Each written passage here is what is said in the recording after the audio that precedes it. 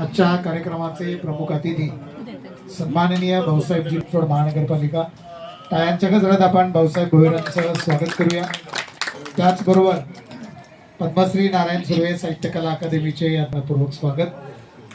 त्याचबरोबर ज्यांना पद्मश्री नारायण सुर्वे जीवन गौरव सन्मानाने सन्मानित करा सुरेखाताई कटारिया, विनंती आहे आपण व्यासपीठावरती यावं.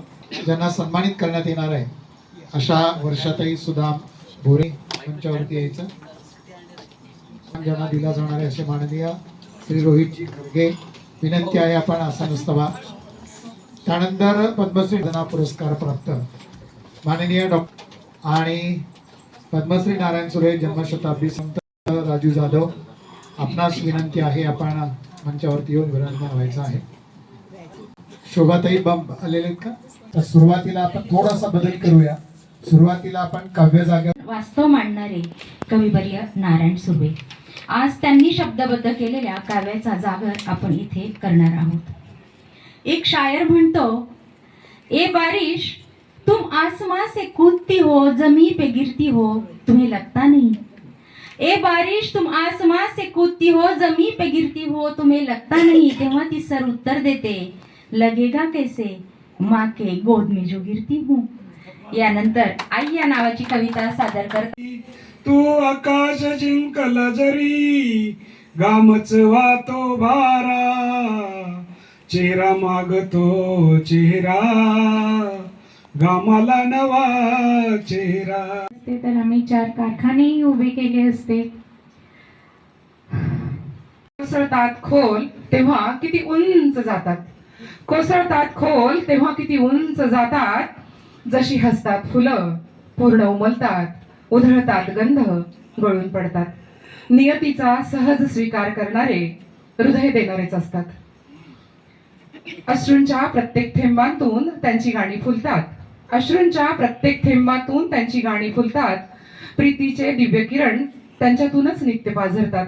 पत्रात लिवा तुम्ही खुशाल समधी रावा, असं पत्रात लिवा. कोण्या मेल्यानं तुम्हा कळविलं मी ठुमकत रस्त्यावर, संशय माझा आला तुम्हा तर नाही जाणार बाहेर.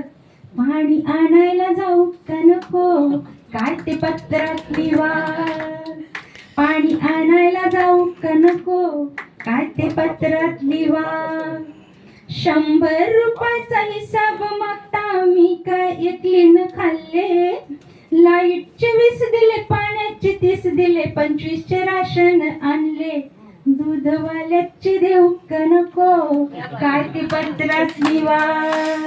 दूधवाल्या ओंबऱ्याशी एका रात्रीचा पाहुणा, आई तुझ्या ग कुशीचा कुठे शोधू मी बहाणा. कुणा सांगू उलघालं, कुणा सांगू उलघालं, निशब्द मौन राहत. वर डोळा पाणी सांज अभरे काळी आत. सांज सड्याचे शिंपण, सांज सड्याचे शिंपण, माझे भातुक लक्षण. किती किती वेचूप आहे मन मातीचं हे कण. जाण झाली माझी मला, जाण झाली माझी मला, आता संपली खेळणी. बाईपणाच्या गखोणा आली घेऊन पाहुणी.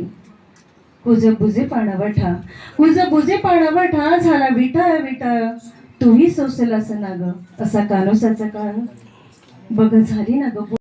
भल करी दादा भलर, भल करी दादा भलर.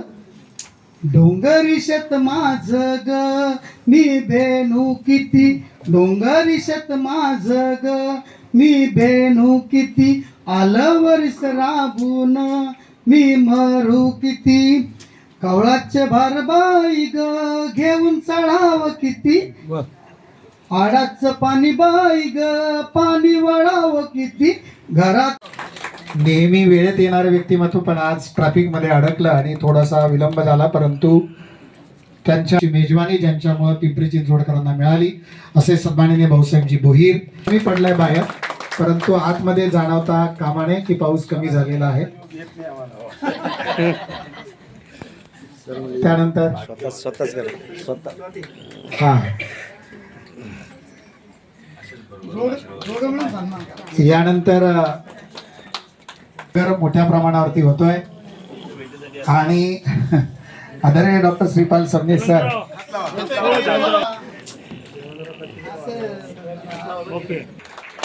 आणि यानंतर ज्येष्ठ कवी राष्ट्रपती पोलीस पदक प्राप्त माननीय सीतारामजी नरके यांचाही सन्मान होतोय. धन्यवाद. मी सर्व मान्यवरांना विनंती करतो आपण आसन व्हा. तर या ज्येष्ठ साहित्यिका राष्ट्रीय महिला उपाध्यक्ष Shri all India Jain conference नवी दिल्ली.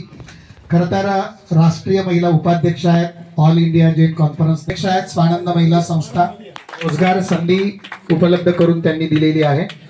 अखिल भारतीय 13 स्त्री साहित्य संमेलनाचं यशस्वी आयोजन त्यांनी केलेलं आहे आणि त्यामध्ये 2014 साली राष्ट्रपती प्रतिभाताई पाटील यांची उपस्थिती त्या ठिकाणी होती. मी विनंती करतो आपण 2 मिनिटं खाली. आदरणीय पुरुषोत्तम सदा फुले मामा आणि दुसरे खरे वारसदार आहेत माननीय सुदामजी भोरे. आणि अजून 2 कार्यक्रम होणार. जिथे नारायण सुर्वे जन्माला आले तिथे कार्यक्रम, त्यांच्या जन्मभूमीत दरवेळेला कार्यक्रम करायचा, पण सुदाम भोरेंना कार्यक्रम करू देण्याची मुभा ज्यांनी दिली त्यांचा सन्मान या ठिकाणी आहे. मी वर्षाताईंच्या बद्दल थोडक्यात माहिती इथे सांगतो. 35हून अधिक माणसं एकत्र ज्या कुटुंबात राहतात अशा एकत्र कुटुंब पद्धतीतील एक आदर्श सुशिक्षित सून म्हणजे वर्षाताई भोरे आहेत. डाळिंबाच्या दाण्यासारखे कुटुंबातील सर्वांना त्यांनी आतून बांधून ठेवणारी ती गृहिणी आहे.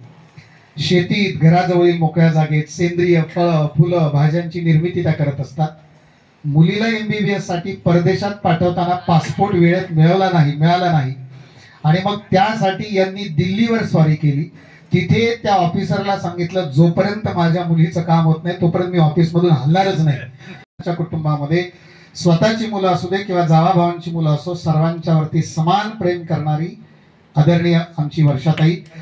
उत्तम कुक आहे, इतक्या प्रकारच्या कॉफी करते. तुम्हाला प्रत्येकाला वेगवेगळ्या ताई भोरे यांना पद्मश्री नारायण सुर्वे यांची सावली म्हणजे मास्तरांची सावली कृष्णाबाई नारायण सुर्वे यांच्या नावाने मास्तरांची सावली हा सन्मान आदरणीय श्री या सावलीच्या सन्मानासाठी.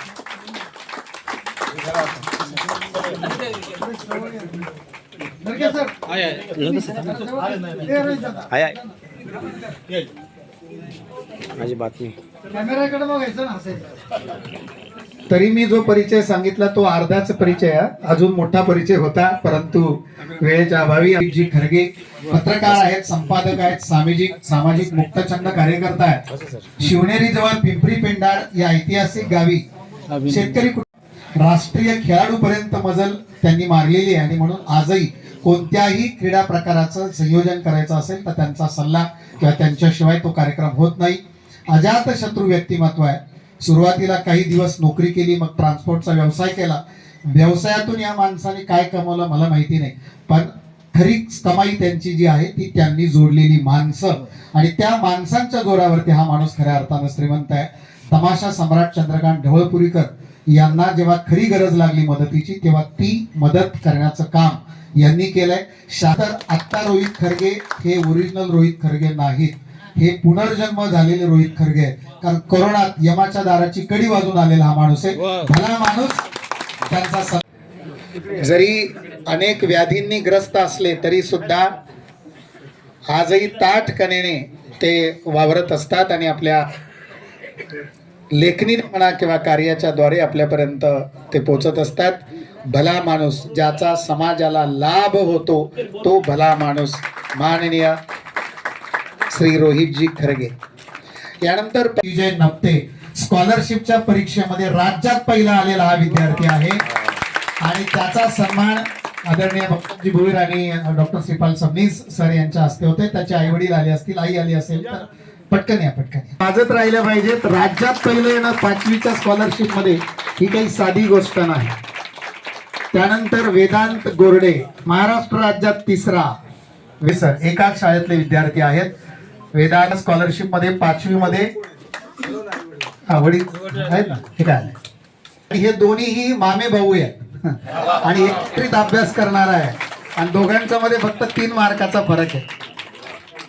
आणि आतापर्यंत तुम्ही जेवढ्या टाळ्या वाजवल्या त्या मंगल आहेर मॅडम ज्या स्कॉलरशिपच्या क्लासेस घेतात त्यांच्या महात्मा फुले शाळेमध्ये आणि त्यांचं स्वप्न 26 वर्षानंतर पूर्ण झालं. माझा पहिला येत नाही तोपर्यंत मी थांबणार नाही. एकाच शाळेतली जवळजवळ 40 मुलं स्कॉलरशिप मध्ये, अख्ख्या महाराष्ट्रात 40 नसतील पण यांची एकट्याची 40 मुलं या ठिकाणी असतात. आदरणीय आहेत मान्यवरांच्या शुभ हस्ते झालेला आहे. एक आगळी वेगळी भेट.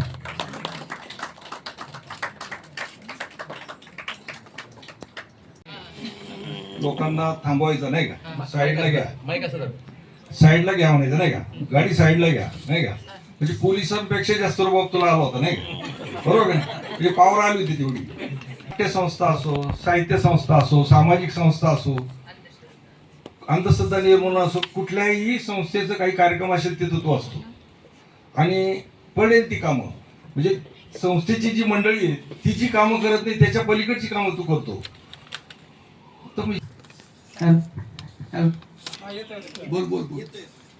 मी कुठलंही काम करताना मी कुठल्याही प्रकारची लाज बाळगत नाही. मी जेव्हा ट्रॅफिक वॉर्ड म्हणून काम करायचो तेव्हा ते माझं दुर्बी काम होतं. मी काही दिवस काम केलं, ते काम संपलं. काम संपल्यानंतर मग जे काही अनेक संस्थांमध्ये मी काम करतो किंवा नाटकात काम करतो. मी अमोल कोले, सुप्त समाज असेल किंवा मोगे अलकाताई बरोबर आपलं बरेच नाटकात मी काम करतो. शिवशाही असेल या नाटकात मी त्यांच्याबरोबर काम करताना तिथला मी बॅकस्टेज पासून ते सर्व कलाकार म्हणून मी सुद्धा काम करतो. आणि कुठलंही काम मी लाज बाळगत नाही. लाज जर बाळगली तर माझं पुढचं भविष्य असं मी समजत नाही. पण माझं काम लाज बाळगत नाही मी कधी. कुठल्याही कामाची लाज ही माझ्यासाठी नाही आहे. प्रत्येक कामाला समान आहे. कुठलंही काम असू द्या, मला तुम्ही कचरा उचला सांगू द्या किंवा झाडं मारा सांगू द्या, तर कुठल्याही प्रकारे लाज बाळगत नाही. ही माझी पहिल्यापासून एक सवय आहे. आता नारायण केलं, तुला काय वाटतं याच्याबद्दल? मला जो आपण सन्मान दिला मी त्या प्रथम तुमचा मी आभारी आहे. मी माझ्या कामाची तुम्ही कुठेतरी दखल घेतली असं मला वाटतं. मला अनेक संस्था सन्मानित करतात, पण कुठल्या तरी कामाची आपण दखल घेतली याचा मी प्रथम आपला आभारी आहे. अशा संस्थेचा मी आभारी आहे. असं विचारावं असं वाटतं थोडंसं त्या पलीकडे जाऊन, असं म्हणजे नेहमी दिवाळी अंक काढायचा, त्याचं संपादन करायचं, कवी संमेलन घ्यायची, अनेक चर्चासत्र घडवून आणायचे. त्याच्या पलीकडे जाऊन साहेब कधी रात्री 2 वाजता येतात, त्यांना उठून चहा पाणी द्यायचं, कारण त्यांचे यजमान जे आहेत ते पोलीस इन्स्पेक्टर आहेत काय, त्यामुळं कधी 2ला येतात. आणि प्रश्नात प्रश्न एकांची की आम्ही आलो बऱ्याच वेळा, त्यावेळेला आम्हाला असं दिसलं ते पोलीस इन्स्पेक्टर असं वाटलंच नाही. खरं तर आज या सन्मानाच्या निमित्ताने खूप आनंद होतोय. आणि मला आधी माझ्याबद्दल सांगण्या अगोदर असं वाटतं की इतकी 10 वर्ष ही संस्था चालू आहे. आणि नेरळमध्ये जेव्हा सन्मान माझाही झाला होता त्यावेळेला नागनाथ कोताबल्ले सर त्यावेळेला होत्या, त्यांच्या हस्ते माझ्या पुस्तकाला एक पुरस्कार होता. मी माझा स्वतःचा खूप सन्मान समजते, कारण की संस्था त्या नावालाच इतकं वजन आहे की नुसतं नाव उच्चारलं तरी खूप अभिमानाने ऊर भरून येतो. आणि कुणीतरी एक टिंबा द्यावा लागतो तेव्हा त्याची रेषा बनते. आणि इतकं मोठं काम तुम्ही करता आहे. आणि आजकाल तर असं झालं की माणूस पोटाची भाषा बोलतो, पोटातली भाषा बोलत नाही. आणि हे सगळं चित्र असताना एखादा कार्यक्रम घडून आणणं, खरं तर तुमचे सगळ्यांचे, या संस्थेतल्या सगळ्या प्रत्येक व्यक्तींचे, मान्यवरांचे आभार आणि अभिनंदन एकदा करायला हवे. मी जे काम करते त्याच्याबद्दल तुम्ही म्हणालात तर मला कवितेचं माझं देणं आहे. घेईन मी जन्म पुन्हा याचसाठी गर्भार कवितेची भरून ओटी, असं मी नेहमी म्हणते. त्याच्यामुळे जेव्हा जेव्हा मला माझ्या हस्ते काही काम होत असेल साहित्याचं तर ते मी करत राहणारच आहे. आणि पोलीस खात्यामध्ये जरी मिस्टर असले तरी सुद्धा त्यांना स्वतःला वाचनाची, लेखनाची आवड असल्यामुळे माझ्या सगळ्या आवडी त्यांनी जपल्या आहेत. म्हणून तुम्हाला कदाचित ते वातावरण तसं वाटलं असेल. आणि पुण्यात जेव्हा मी भरपूर कार्यक्रम करायचे तेव्हा लोक विचारायची की पुण्यात तुझं माहेर आहे का सासर आहे. मी म्हणायची की दोन्ही आहे माझं.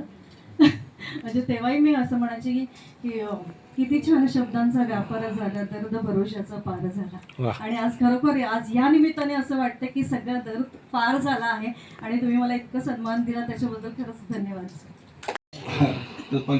75,000 पारितोषिक मिळालं.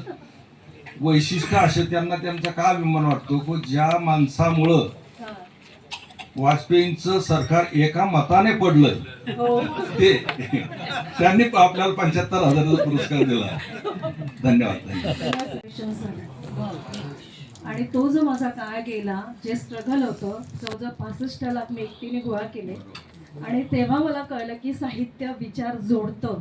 आणि ही सगळी माणसं माझ्यासोबत होते. प्रत्येक वेळेला माझी हालचाल विचारायचे, आज कसं आहे, उद्या कसं आहे. जेव्हा 48 दिवस तुमचा माणूस व्हेंटिलेटरवरती असतो आणि तुम्हाला निर्णय घेता येत नाही, आजूबाजूचे म्हणतात घर विक, गाडी विक, हे कर ते कर, त्यावेळेला जी परिस्थिती एका लेडीजवरती येते. आणि बायका अशा असतात ना की त्यांना व्यवहार माहितीच नसतो की आपले कुठे पैसे गुंतवलेले आहेत, आपण आता कोणती भूमिका घ्यायची खरंच माहीत नसतं. आणि त्यावेळेला तुम्हाला जेव्हा समाजाला तोंड द्यावं लागतं, मला कित्येक जण असं म्हणाले की आहे का तो अजून, राहील का, कशाला धडपड करते असं. आणि जेव्हा मला सगळीकडनं नकार आले होते की आता तो नाही राहणार, आणि त्यावेळेला जी शर्तीची माझी लढाई होती 2022 ते 25 पर्यंत, ती मी या साहित्याच्या विचारांवरतीच केली. आणि खरंच हे साहित्य माणसामध्येच होतं. म्हणजे हे सगळेजण त्या साक्षीला की ती परिस्थिती देवाला सांगते की कोणावरती येऊ नको. एक एक प्रसंग सांगितला तर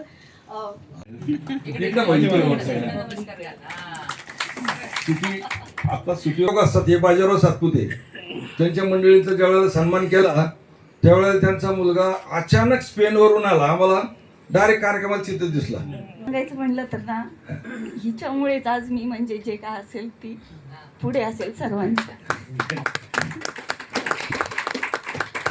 आणि कारण मम्मी तू काय तरी करू शकते, म्हणजे यूट्यूब चॅनल खोलणं किंवा त्याचं जे काय असेल ते ती पाहते, मी फक्त पुढे असते आणि तिला साथ देते.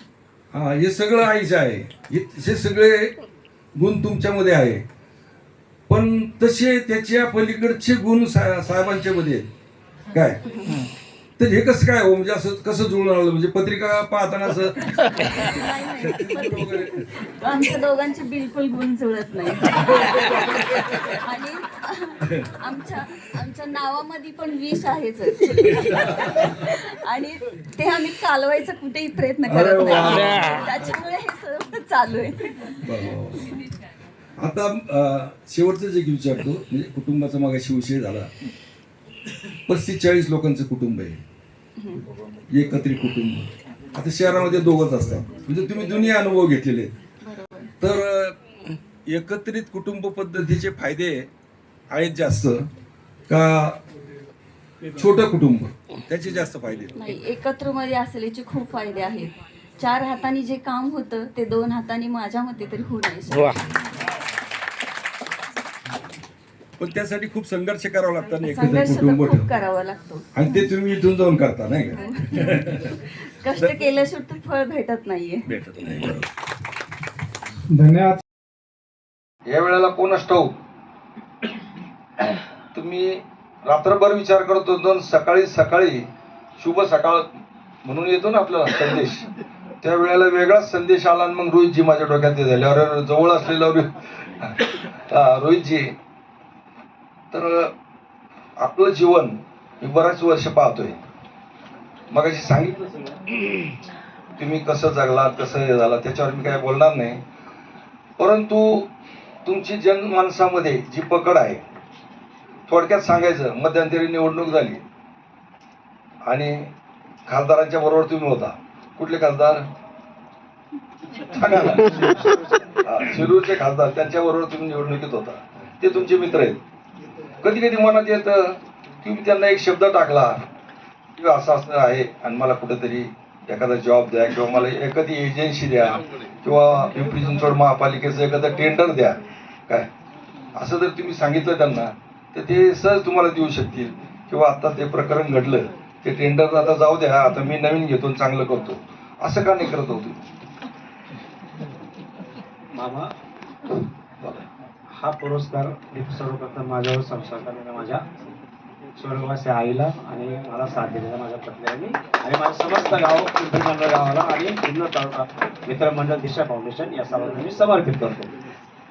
तुम्ही म्हणालात की प्रत्येक माणसाचं एक वेगळं जीव जगण्याचं एक असतं, त्याचप्रमाणे माझे जगण्याचं एक वेगळं की नेहमी सन्मानाने आणि स्वाभिमानाने जगलो.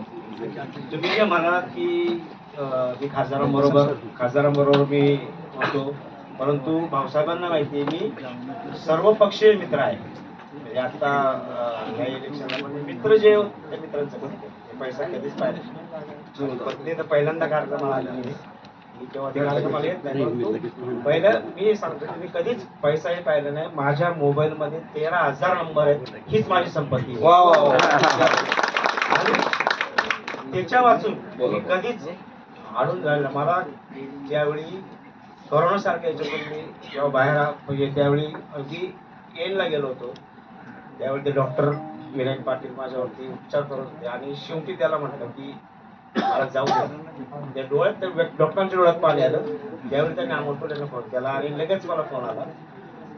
ते मला म्हणाले तुम्ही जिम करताय, तुम्हाला व्यसन नाही, काहीही तुम्हाला होणार नाही. मी ठरवलं आता मरायचं नाही. 18 दिवसानंतर बाहेर आलो. रेमडेसिवीर 8 रेमडेसिवीर झाल्या होत्या. त्या रेमडेसिवीरचा परिणाम झाला, माझे 2 खुबे गेले. ते खुबे पुन्हा ऑपरेशन केलं, पुन्हा उभा राहिलो, पुन्हा कॅन्सर झाला.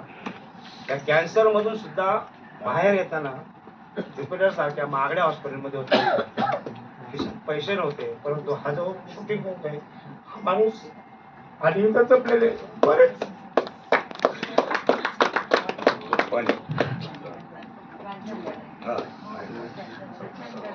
या ठिकाणी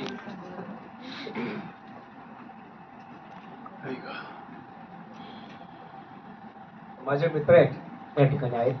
सर्वांनी त्यावेळी मित्र म्हणला असेल भाऊसाहेब गोरंपासून सर्वांनी मला मदत केली आणि त्यातूनही मी बाहेर आलो. आणि नंतर हेच ठरवलं, मला एक मुलगा आहे त्याचं एकदा व्यवस्थित लावून दिलं. त्याच्यानंतर समाजामध्ये पुन्हा तो माझ्या उठून सामाजिक कार्य करायचे, मग ते वायसनच्या माध्यमातून असो किंवा कुठल्याही माध्यमातून असो सामाजिक काम करीत राहायचे. आणि तुमच्याबरोबर मी अगदी कोरोना होईपर्यंत तुमच्याबरोबर होतो. त्याच्यानंतर आपले 7 काही दिवस सुटले. आता ते पुन्हा यानंतर पुन्हा आपण जोडू. आणि हा भला माणूस याचं नाव आहे भला माणूस. याच्या या जाहीर झाल्यावर मला खरंच एवढे SMS आणि एवढे फोन आले, तुला साजेसा असा पुरस्कार तुला मिळालेला आहे. आणि खरंच तुमचे खूप खूप नाही माझे नाही. तुम्ही आतापर्यंत मी हे सांगतो की मला आतापर्यंत खूप पुरस्कार मिळाले, परंतु हा माझ्या जीवनातील सर्वोच्च पुरस्कार.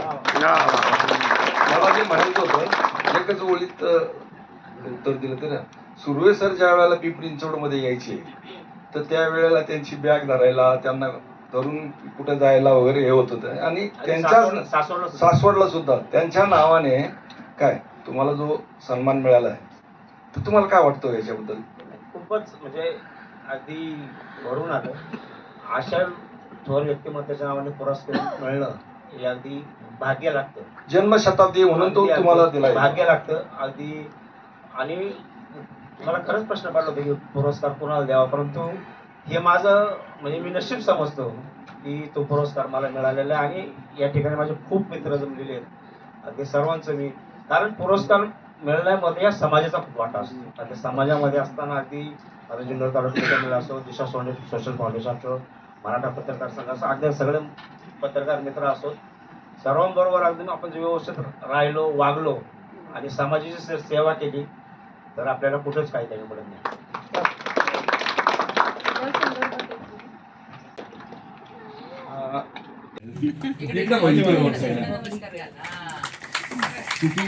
आता सुटी लोक असतात हे बाजीराव सातपुते, त्यांच्या मंडळींचा ज्यावेळेला सन्मान केला त्यावेळेला त्यांचा मुलगा अचानक स्पेनवरून आला. आम्हाला डायरेक्ट कार्यक्रमात चित्र दिसला. सांगायचं म्हणलं तर ना, हिच्यामुळेच आज मी म्हणजे जे काय असेल ती पुढे असेल सर्वांच्या. आणि कारण मम्मी तू काय तर करू शकते, म्हणजे यूट्यूब चॅनल खोलणं किंवा त्याचं जे काय असेल ते ती पाहते. मी फक्त पुढे असते आणि तिला साथ देते. हा, हे सगळं आईचे आहे. हे सगळे गुण तुमच्यामध्ये आहे, पण तसे त्याच्या पलीकडचे गुण साहेबांच्या मध्ये आहेत काय. तर हे कसं काय हो, म्हणजे असं कसं जुळून आलं, म्हणजे पत्रिका पाहताना असं आमच्या दोघांचे बिलकुल गुण जुळत नाही. आणि आमच्या नावामध्ये पण विष आहेच. आणि ते आम्ही कालवायचा कुठेही प्रयत्न करत नाही, त्याच्यामुळे हे सर्व चालू आहे. आता शेवटचं जे विचारतो, म्हणजे कुटुंबाचा मागाशी विषय झाला. 35-40 लोकांचं कुटुंब आहे. एकत्रित कुटुंब. आता शहरामध्ये दोघंच असतात, म्हणजे तुम्ही दोन्ही अनुभव घेतलेले आहेत.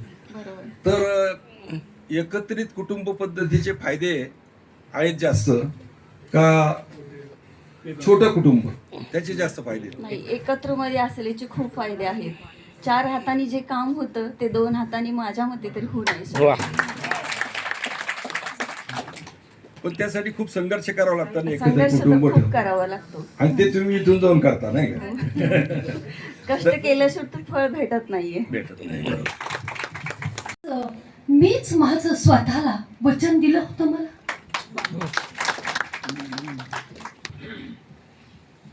अर्थात या जैन कुटुंबातून येत असताना अनेक समस्या ह्या प्रत्येक महिलेला असतातच.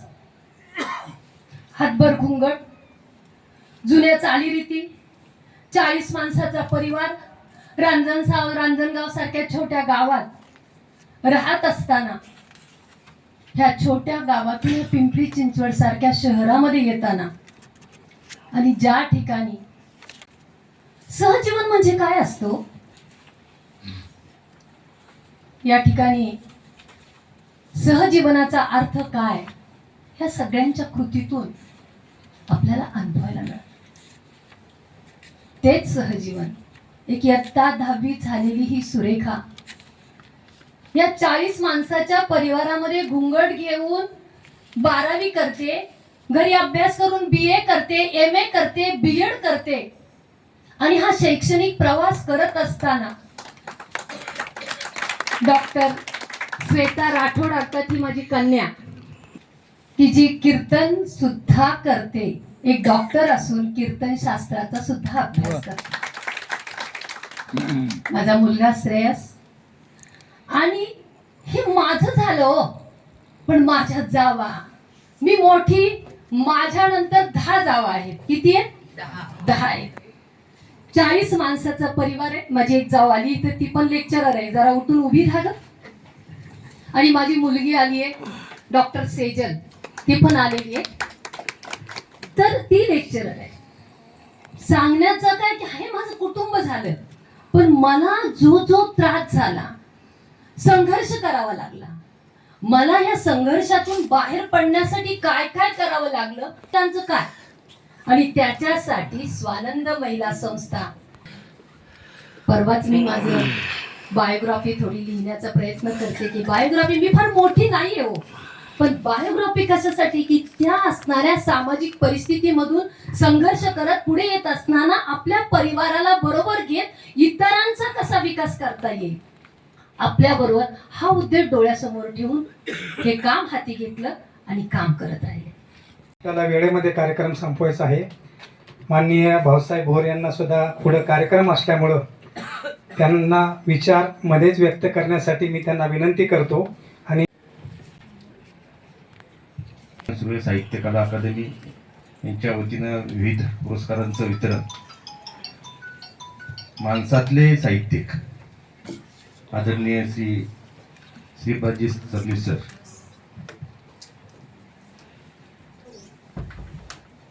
आदरणीय सुदामजी बोरे साहेब, आदरणीय आमच्या भगिनी शोभाताई बंब, ज्यांना पुरस्कार प्राप्त झालेले आहेत, त्या पद्मश्री नारायण सुर्वे जीवन गौरव सन्मान आमच्या बाई आदरणीय सुरेखाजी कटरिया,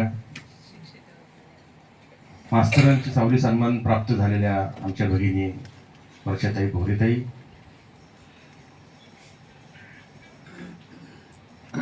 पद्मश्री नारायण सुर्वे विचार साधना पुरस्कार पल्लवीताई परुळेकर, ती माझी काळे, आणि आमचा मेवणे नाही का ते रोहित खरगे, भला माणूस, चांगला माणूस, योग्य माणूस, म्हणजे अशी अनेक तुझ्या बाबतीत उपाधीला. बऱ्याच कार्यक्रमात कधी कधी आमची फजिती होती. एक तर सबनीस सरांना ऐकायला आलेले असते लोक, आम्हाला असं वाटते की आम्हालाच ऐकायला लागले, म्हणून आम्ही जरा थोडं जोरात सुटतो. आणि असं काही व्यासपीठ कधी कधी जमून येतं की काहीच बोलायला शिल्लकच राहत नाही. एवढी प्रतिभा 99% आई वडील जी मुलं नालायक आहेत ना, आई वडील जबाबदार आहेत. लक्षात ठेवा, या पुढे तुमच्या पुढे नुसते या कार्यक्रमातून चर्चा बिर्चा होत राहतील. त्यांना पुरस्कार त्यांच्या कर्तृत्वामुळे मिळालेला आहे, आपल्यामुळे नाही. पण घरापासून सुरुवात करा. 7 वाजता मुलगी घराच्या आत पाहिजे. मुलगीच का, मुलगा का नाही? त्याला कुठं उन्हाळ्यात ठेवलं. आणि रात्री रात्री अशी कोणती क्रांतिकारी कार्यक्रम असतात? कोणते क्रांतिकारी कार्यक्रम? माझा मुलगा जेव्हा बाहेर देशातून शिकून आला तेव्हा एकदाच न विचारतो मला, मी काय दुसऱ्या जवळ बोलला, मला नाही, माझ्यावर समोर काय ताकद आहे. मला मी काय मुलगी आहे का डॅडी? कधी पण बोलतात. मला हातपाय तोडून काय घरी बसण्यापेक्षा 9च्या घरी आहे. आता मी काय तोडणार होतो का? द्या ना धमकी. पोरग घरात निघून त्याला जायचं ते जाईल म्हणून मी जास्त वेळ घेतला, कारण का मी बाहेर फिरतो. 10,000 बाल गुन्हेगार आहेत. 10,000 हे तळमळीने बोलतोय. 10,000 बाल गुन्हेगार आहेत आणि मोठे गुन्हेगार बाल गुन्हेगारांना मर्डर करायला होतात का? तो 3 महिन्यात बाल सुधारणातून परत येतो. कुठं चाललोय तुम्ही? काय नाही, तुम्ही नुसतं भाषण ऐक. आचार्य आत्रे आमचे रामकृष्ण मोरे म्हणलेलं माहिती, कीर्तनाने काय कोणी सुधारलं नाही, तमाशाने काय कोणी बिघडलं. 14,000 वर्षापूर्वी राम झालाय असं एक तरी भरत निघाला की रामा प्रॉपर्टी पुढे काय नको तुझ्या बाजूला. काय नाही हो, काय नाही. फक्त आपल्या स्वतःपासून सुरुवात करा. काय नाही, कोण भरत पण नाही झाला, कोण शत्रुघ्न पण नाही झाला, काही नाही. भीम झालेत सगळे. आणि म्हणून ही वैचारिक ह्या कार्यक्रमाच्या माध्यमातून तुम्ही काहीतरी घेऊन जावा. मी घेतलेलं आहे, मी घेत राहणार. मी जर कोण तर मंत्री कोण आमदार असतात तर मी 5 मिनिटं पण थांबलो नसतो. पण सबनीस सर आहे, मी थांबणार. मला तर वाटतं ही शेवटची पिढी राहणार आहे. अजून 100 वर्ष म्हणजे 50 वर्ष मी आहे त्यांच्याबरोबर. त्याच्यानंतर काय खरं नाही, त्याच्यानंतर काय खरं नाही. सगळे म्हणजे बघा, आता आम्हाला तर काही दिवसांनी विचारतात, येतानाच पाहुणं होणार सध्या कोणत्या पक्षात आहे असेल. अशी आमची अवस्था आहे. आमच्याकडे बघताना असे बघतात आला त्याच्या. माझ्या बाबतीत नाही नशीब, कारण माझ्या बाबतीत सबनीस सर आहे, मंगेशकर, पुष्कर फुले, सदा फुले सर. धन्यवाद. माझ्या वडिलांचे मित्र आहेत आणि खूप तुम्ही विचित्र जरी केलं तर ते चरित्र तुम्ही लिहून ठेवताय तुमचं स्वतः. निश्चित असेच आमच्यावर आशीर्वाद राहतात. मी माझ्या वडिलांप्रमाणे माझ्यावर आशीर्वाद दिलेले. फक्त ते मोठं नुकसान केलं ते अजून विसरलं. धन्यवाद. जय हिंद, जय महाराष्ट्र. आज मी पहिल्यांदा त्यांचं जे अध्यक्षीय भाषण आहे तेच माझंही भाषण आहे असं समजायला हरकत नाही. या कार्यक्रमाचे आमचे नारायण सुर्वे अकादमीचे प्रमुख सुदामभाऊ भोरे, पुरुषोत्तम मामा सदाफुले,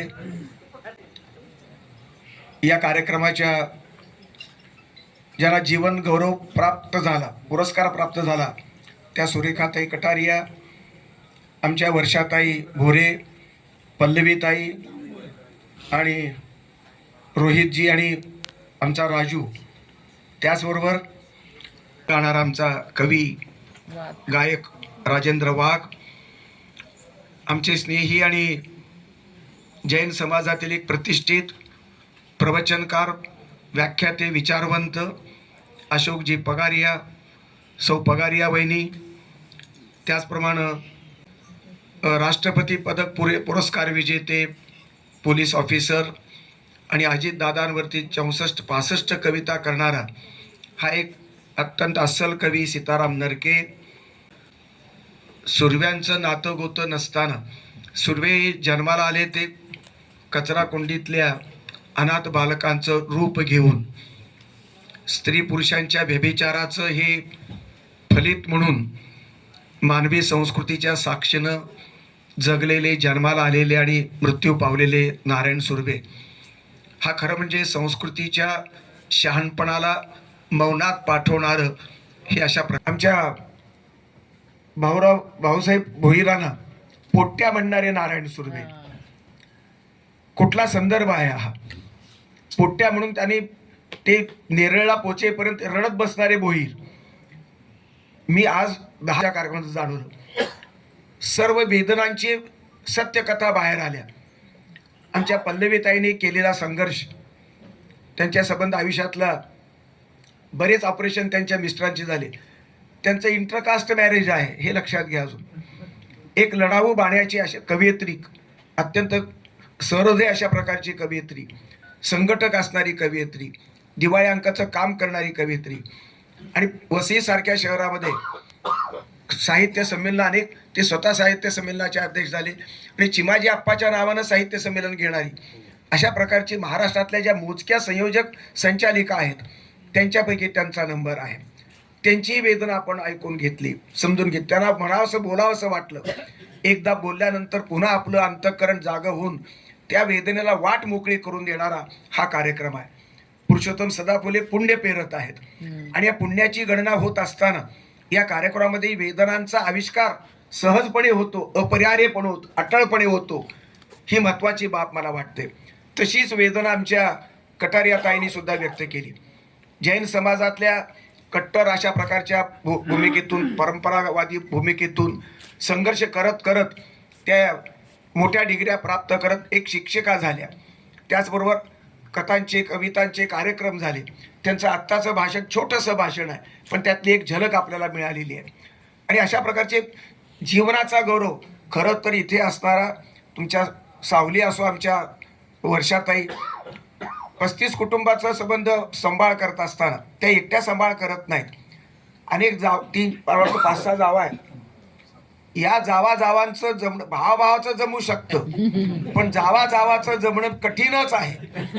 अशा कठीण असणाऱ्या वास्तवतेला आकार देणारं, वेगळेपण प्राप्त करून देणारं, एक वेगळा माणुसकीचा, समाजदारीचा आणि उदार अंतःकरणाचा अँगल देणारं अशा प्रकारची वर्तणूक सतत आयुष्यामध्ये करत असताना जावाशी जमून घेणं, सासू सासऱ्याची संबंध सेवा करणं आणि शहरात राहून सुद्धा आपल्या सासू सासऱ्याची सेवेचं व्रत स्वीकारणं आणि त्याच्याकडून आपण शब्द म्हणजे गौरव करून घेणं ही साधी गोष्ट नाही. खरं म्हणजे सुदाम बोरेंना पेलणं, पचवणं ही अत्यंत साधी गोष्ट नाही. हा एक उद्योगपती आहे, उद्योजक आहे आणि असा गोतावळा जमा असतो. अशा गोतावळ्याला संबंध सांभाळणाऱ्या, त्यांचं गोताळ अनेक पुतळे त्यांनी सांभाळले, त्यांचं संगोपन केलं, त्यांना मोठं केलं आणि मुलांच्या आणि मुलीमध्ये फरक केला नाही. त्यांची मुलगी पण हजर आहे. त्या मुलीच्या प्रेरणेतून त्यांचं जीवन उभं राहिलं. जे वर्षाताईने तिला जन्म दिला का त्या मुलीनं वर्षाताईला जन्म दिला अशा प्रकारचा प्रश्न आहे. कारण त्यांच्या प्रेरणेतून त्यांचं यूट्यूब चालू झालं. त्यांनी मला एक सरबत पिऊ घातलं होतं, कोणत्या प्रकारचं मला काही आतापर्यंत कळालं नाही. असे वेगवेगळे संदर्भ आहेत. मी त्यांच्या कुटुंबामध्ये 60 एकर जमीन, बागायती जमीन, पण श्रीमंतीचा अहंकार नाही. हे संस्काराची श्रीमंती असणारी त्यांच्यामध्ये आहे. आणि म्हणून आमच्या भाऊसाहेब भोईरांनी जे भाषण केलं, खरं म्हणजे माझ्या भाषणामध्ये लिहून ठेवण्यासारखे, कागदावर लिहिण्यासारखे काही विचार असणं किंवा कागद किंवा कागद अशा प्रकारचे विचार फार कमी राहतात अशा कार्यक्रमातून. एक तासाचा असेल तर, पण भोईरांच्या भाषणामध्ये कमीत कमी 7-8 वाक्य ही अंतःकरणात करून ठेवण्यासारखी वाटली मला. अगदी प्रांजळपणाने मी सांगतो. आणि राजकारणी आहे ते नाही ती राजकीय भाषण त्यांचं कधीच मला वाटलं नाही. आत्ताचं भाषण एका विचारवंताचं भाषण, एका सहृदय माणसाचं भाषण, एका प्रगल्भ याचं भाषण. त्यांची पत्नी पण वारलेली आणि आमच्या दुसरं कोणत्या आमच्या या ताईंचं दुःख व्यक्त केलं, सगळ्यांनी दुःख व्यक्त केलं. आमच्या 2 माणसे, राजू आपला तो कुठे गेला, राजू काय नाव त्याचं, राजू जाधव, हा किती सुंदर बोलतो. कुठले काम करताना लाज वाटत नाही म्हणलं. तो सेवेचं काम असो, कचरा कुंडी उचलण्याचं काम, आता इथंच त्याला सन्मान झालाय. बाकीच्या प्रत्येक कार्यक्रमामध्ये कोणाचाही कार्यक्रम असो, श्रीकांत चौगुलेचा असो, कुठल्या महिलेचा कार्यक्रम असो, त्या ठिकाणी तो हे शाल वगैरे आणून देण्याचं काम करतो, झाडण्याचं पाणी आणून देण्याचं काम करतो. खरा कलावंत तो आहे. त्याबद्दल मामाचे मी हात जोडून आभार मानतो, मी पाया पडतो, नमस्कार करतो. कारण राजू सारख्या माणसाला त्यांनी सन्मान दिला हे महत्वाचं आहे. आमच्या सगळ्यांना सन्मान द्यायला याचं महत्व नाहीये. लक्षात ठेवणं, सगळ्या कलांची सेवा करणारा, कलांची आणि साहित्याची सेवा करणारा माणूस, सगळ्या सांस्कृतिक शाखांमध्ये मुरलेला अशा प्रकारचा साधा सामान्य माणूस आहे.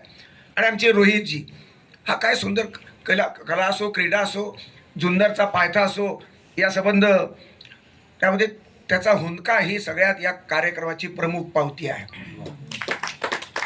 हुंदका कुठे आला, कशाचा आला, कुण्या वेळेस आला? मित्रमंडळी. मित्राने मित्राला भोसकून मारलं याचे मी रोज बातम्या वाचतो. प्रेयसीसाठी, एका प्रेयसीसाठी 2 मित्रांचे खून पाडेल मी ऐकतो रोज. पण मित्रासाठी हुंदका देणारा हा सच्चा मित्र मी याच कार्यक्रमामध्ये अनुभवला. ही अत्यंत महत्वाची बाब आहे. मित्र हो, तुमच्या दिल्लीवर स्वारी करणारे, आमच्या रशियाला मुलगी पाठवणाऱ्या आणि त्याचा संबंध, त्यांचं संगोपन करणाऱ्या, त्याचबरोबर अनेक प्रकारचे उपक्रम करत असताना आमच्या वर्षाताई एक गृहिणी म्हणून, एक पत्नी म्हणून, एक आई म्हणून आणि एक सून म्हणून सर्व रूपामध्ये एक स्त्री किती काम करू शकतो आणि एकाच याच्यामध्ये स्त्री अनेक भूमिकामध्ये आदर्शवत अशा प्रकारचं काम करणं हे त्यांच्याकडून शिकण्यासारखं आहे. आतापर्यंत कुठल्याही कार्यक्रमाला श्रोता म्हणून हजर नाही, तर व्यासपीठावर तर मुळीच नाही. पुरुषोत्तम मामांनी त्यांना बाहेर काढलं याबद्दल मी खरंच मला